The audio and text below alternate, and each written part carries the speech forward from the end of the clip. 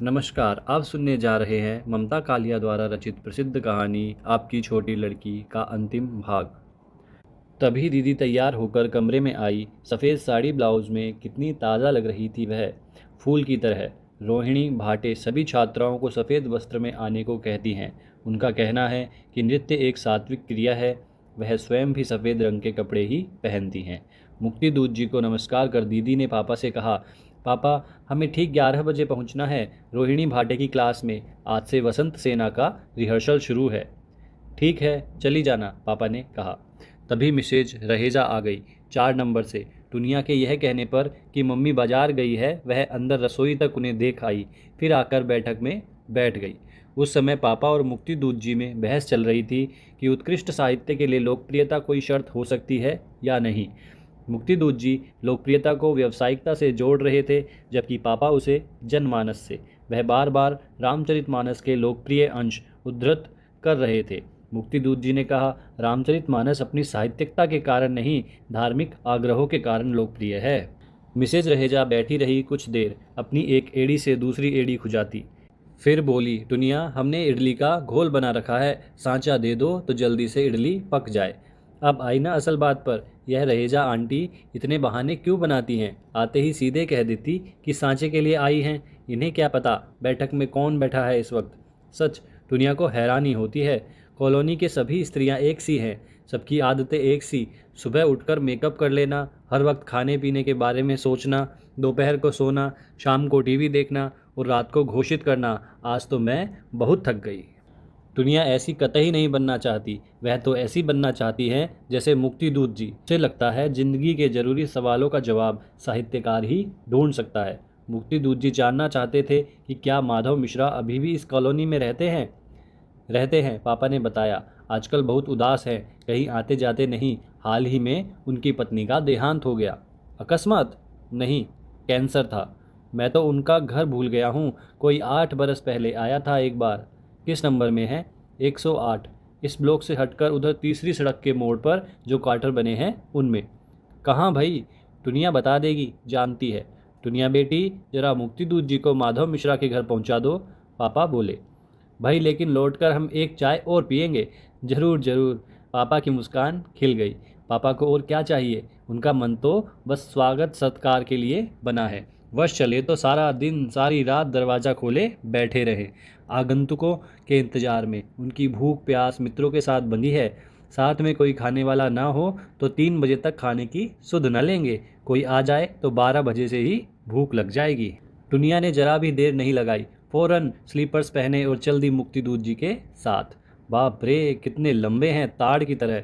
बातें करते समय अगर इनकी तरफ देखना हो तो गर्दन में बाएं पड़ जाए। मुक्ति दूत जी ने देखा दुनिया उनके साथ लगभग भागते हुए चल रही है। उन्होंने रफ्तार धीमी कर दी। पूछा, यह तुम्हारी बहन थी ना? आपको कैसे पता? वाह, तुमसे इतनी मिलती जो है। मैंने शायद गलत सुना है या मुक्ति दूत जी ने ही गलत कहा है। सब तो कहते हैं मुझसे जरा भी नहीं मिलती। बहुत मिलती है, तुम्हें पता है तूड़ना। भगवान के पास सबसे बेहतरीन प्रिंटिंग प्रेस है। इंसान लाख कोशिश करे, बात पैदा नहीं कर सकता जो भगवान कर सकता है। जैसे किताबें छपती हैं सब एक सी, इसी तरह भगवान हर खानदान के नाक नक्श के ब्लॉक प्रिंट करते हैं। तभी ना जानकार लोग कहते हैं, अरे बबुआ तेरी नाक तो बिल्कुल दादी पर गई है, तेरी हंसी में तो बुआ की छवि है। ईश्वर एक बढ़िया मुद्रक है। अपनी ही बात पर मुक्ति दूत जी हा हा कर हंस दिए। दुनिया के मुंह से फौरन निकला, आप भगवान को मानते हैं? क्यों? ऐसा तुम्हें क्यों लगा कि भगवान को मानने वाले कम होते जा रहे हैं?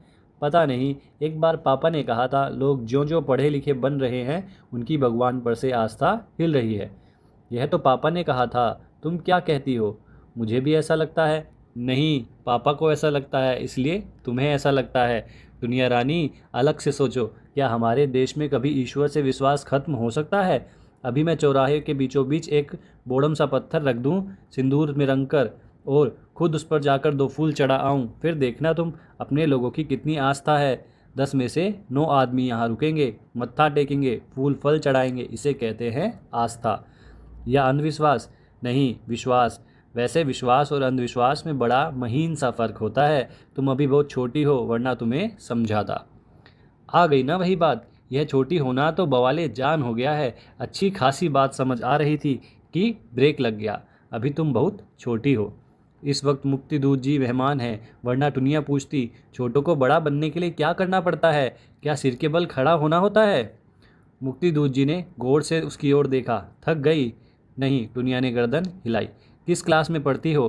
क्या नाम है स्कूल का? कैसे जाती हो इतनी दूर? लीजिए, आ गया माधव मिश्रा का घर। मिश्रा जी घर पर हैं, टुनिया का काम खत्म। जाएगी। मुक्ति दूत जी अब मिश्रा जी से बातों में मशगूल हो जाएंगे। दोनों साहित्यकार, दोनों बातूनी। जानती है टुनिया दूत जी को कौन सा याद रहेगा कि वह किस क्लास में पढ़ती है, कैसे स्कूल जाती है, स्कूल का नाम क्या है। बच्चों से ऐसी बातें सभी पूछते हैं और सभी भूल जाते हैं। पापा के एक दोस्त हर बार उससे उसका नाम पूछते हैं और हर बार भूल जाते हैं। पापा का ख्याल है चाय के बाद मुक्ति दूत जी को खाना भी खिलाया जाए, और क्या। 12 बजे हैं, चाय पिलाते 1 डेढ़ बज जाएंगे। मम्मी सनीचरी से अभी लौटी नहीं है, लौट कर भन्नाएंगी। बस शुरू हो गई इनकी दावतें। इतना ही शौक था खिलाने का तो किसी हलवाइन से शादी कर लेते। सारा दिन बैठी रहती, भट्टी पर बाजार से धूप में तपते आओ और मरो चूल्हे पर। टुनिया उनके आने से पहले कुछ बना लेती, पर क्या, उसे आलू की तरकारी के सिवा कुछ बनाना आता ही नहीं। दीदी होती तो उसकी खुशामद कर टुनिया पनीर निकलवा लेती, पनीर आलू की सब्जी बन जाती। पर दीदी तो रिहर्सल के लिए जा चुकी। चलो, जैसा बुरा बावरा आता है बनाएगी टुनिया। पापा को ना न कहेगी, खराब बनेगा तो सॉरी कह देगी। ढेर सा सलाद काट देगी, चटनी अचार सब रखा है दे देगी। मिठाई पापा मंगा ही लेंगे। मम्मी के लिए नहीं छोड़ेगी कोई काम। एक तो मम्मी थकी हुई लौटेंगी, दूसरे उन्हें गुस्सा आएगा। अगर मम्मी पसंद करे तो छुट्टी वाले दिन टुनिया सारे घर का खाना बना दे। पर पसंद ही तो असली बात है। मम्मी को किसी के हाथ का बना खाना अच्छा नहीं लगता। कई नौकरों की मम्मी छुट्टी कर चुकी हैं। कोई चपाती मोटी बनाता था, कोई सब्जी पतली बनाता। किसी की उन्हें सफाई नापसंद थी तो किसी की हाथ की सफाई।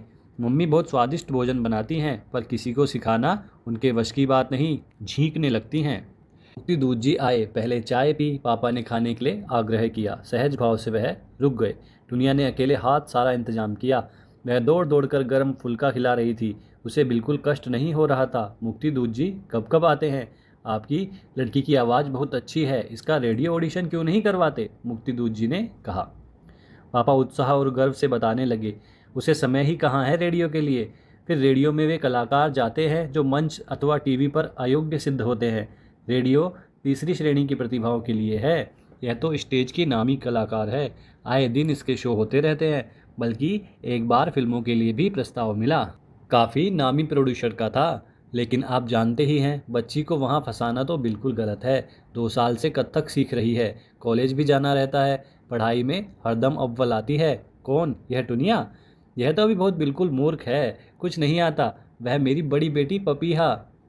नहीं सहाय साहब, मैं इसकी बात कर रहा हूँ, आपकी छोटी लड़की की। इसकी आवाज़ में एक संस्कार है, आजकल बहुत कम दिखाई देता है। फुल्का लाते हुए टुनिया ने सुना, आपकी छोटी लड़की। सहसा विश्वास नहीं हुआ टुनिया को। इस घर में हमेशा दीदी की जय जयकार हुई है। दीदी के गाने पर तालियां बजी हैं, दीदी के नृत्य पर बधाई मिली है, दीदी के प्रमाण पत्र मढ़ाए गए हैं। दीदी महान। टुनिया से कोई पूछे दीदी क्या है? पानी का जग लाते लाते टुनिया के कानों में मुक्ति दूत जी की आवाज़ पड़ी है। सहाय साहब, आवाज़ से आप किसी की पूरी शख्सियत जान सकते हैं। सच्चे खरे इंसान की आवाज़ नाभि से उत्पन्न होती है और उधर से टकराती है, एक समूची संस्कृति का दस्तावेज बन कंठ से निकलती है। आपकी छोटी लड़की की आवाज़ में यह सब है। उसकी आवाज़ एक समूची संभावना है। दुनिया का अंग अंग सितार से झंझना उठा। क्या यह सच है?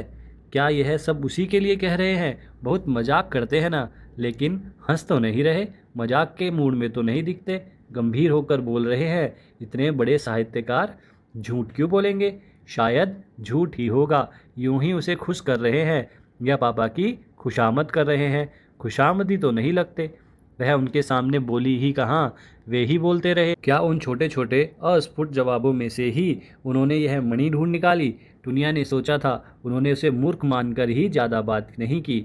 पापा गर्दन हिलाते हुए उनके आगे मिठाई की प्लेट बढ़ाने लगे। पापा ने अपनी परिवार प्रशस्ति शुरू कर दी। हमारे घर में सभी की आवाज़ बहुत अच्छी है। मेरे पिताजी की आवाज़ भी बहुत अच्छी थी। जब वे सस्वर रामायण पाठ करते थे तो सारा मोहल्ला आ जाता था सुनने। भीड़ संभालना मुश्किल हो जाता था। पपीहा की आवाज़ तो सबसे अच्छी है। क्या बताए, आज होती तो आपको उसका गाना सुनवाते। कुछ नहीं लेना देना दुनिया को इस परिवार पुराण से। अब लाख बार घर वाले उससे चाय बनवाएं, पानी मंगवाएं, सब्जी कटवाएं, कुछ नहीं व्यापेगा उसे। उसे आज यह कैसी संपदा मिल गई है कि कानों में ठुमरी सी छोटी यह बात किस कदर ठुमक रही है, आपकी छोटी लड़की, आपकी छोटी लड़की। तो मित्रों, यह थी कहानी आपकी छोटी लड़की। अगर आपको कहानी पसंद आई हो तो लाइक करें, चैनल को सब्सक्राइब करें और बेल आइकन ज़रूर दबा लें। धन्यवाद।